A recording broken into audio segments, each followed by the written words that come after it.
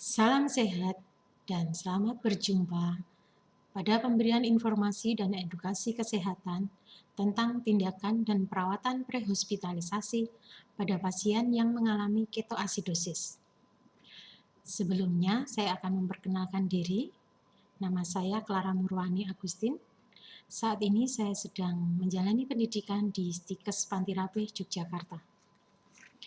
Informasi ini kami sampaikan supaya pada saat Anda menemukan pasien atau keluarga Anda mengalami ketoasidosis, tidak perlu panik. Dan untuk mengurangi perburukan kondisi, Anda harus mengikuti langkah-langkah sebagai berikut. Sebelum kita masuk dalam langkah-langkah, kita kenali perbedaan antara ketoasidosis dan ketosis.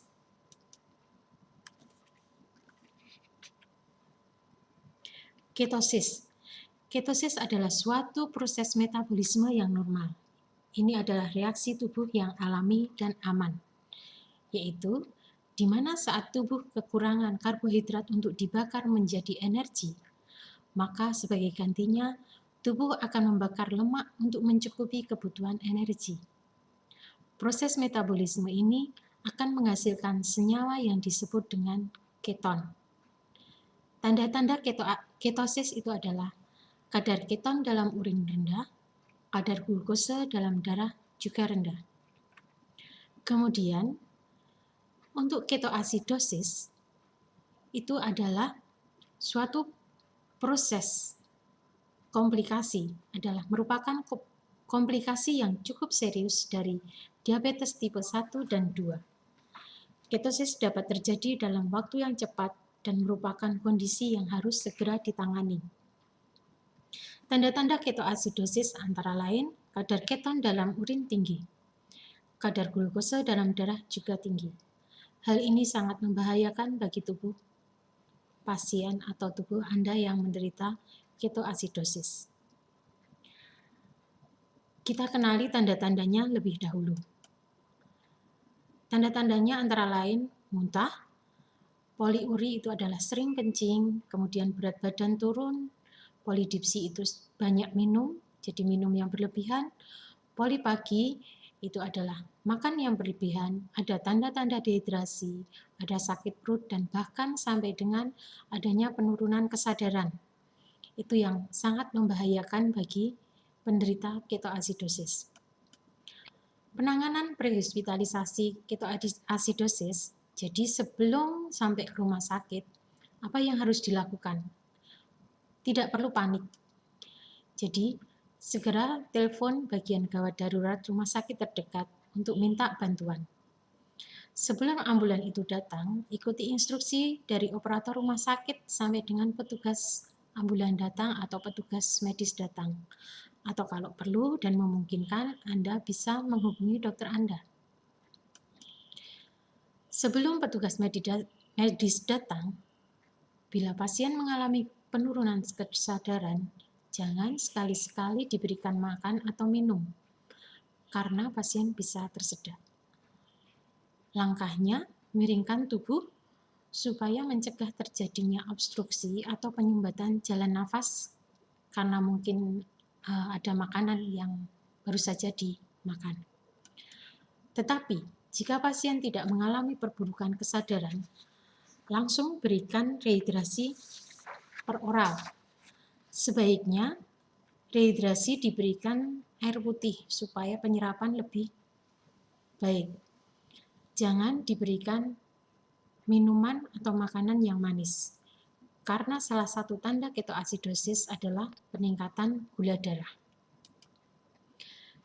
Karena ada tanda-tanda peningkatan gula darah, Anda juga tidak boleh memberikan suntikan insulin. Mengapa?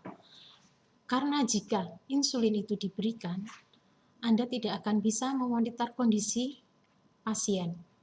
Kemungkinan pasien akan mengalami hipoglikemi pada saat diberikan suntikan insulin, kemudian kesadarannya juga akan terganggu. Itu adalah langkah-langkah sebelum pasien dibawa ke rumah sakit atau sebelum petugas medis datang. Setelah dari rumah sakit, tetap harus dilakukan pencegahan supaya tidak terjadi ketoasidosis diabetika berulang. Salah satunya dengan cara menjaga agar tidak terjadi defisiensi insulin atau dengan cara tidak menghentikan pemberian insulin. Manajemen insulin harus tepat pada saat terjadi sakit atau infeksi. Secara rutin kontrol gula darah Anda. Alangkah baiknya Anda di rumah mempunyai alat untuk mengontrol gula darah, supaya Anda mengetahui kadar gula darah secara rutin. Hindari stres.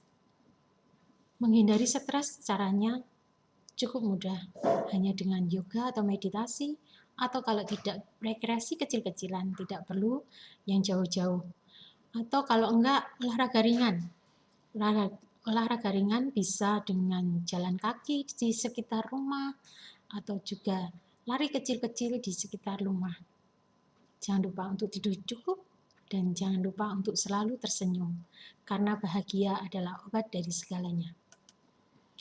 Kemudian, mencegah dehidrasi, yang bertujuan dengan kecukupan cairan akan mempertahankan kadar gula darah dan meningkatkan sensitivitas terhadap insulin. Kalau Anda ada luka, segera untuk diobati. Atau kalau enggak ada tanda-tanda infeksi, ada panas, ada nyeri di bagian kaki, itu segeralah untuk dilakukan pengobatan. Karena pada penderita diabetes, paling banyak itu adalah adanya kaki diabetika dengan ulkus atau luka, yang merupakan komplikasi diabetes yang sering terjadi, yang meningkatkan keparahan, kematian, bahkan mengurangi kualitas hidup pasien. Jadi, lakukanlah pemeriksaan kaki secara berkala. Jika terlihat tanda-tanda klinis infeksi, harus segera diberikan pengobatan infeksi secara adekuat.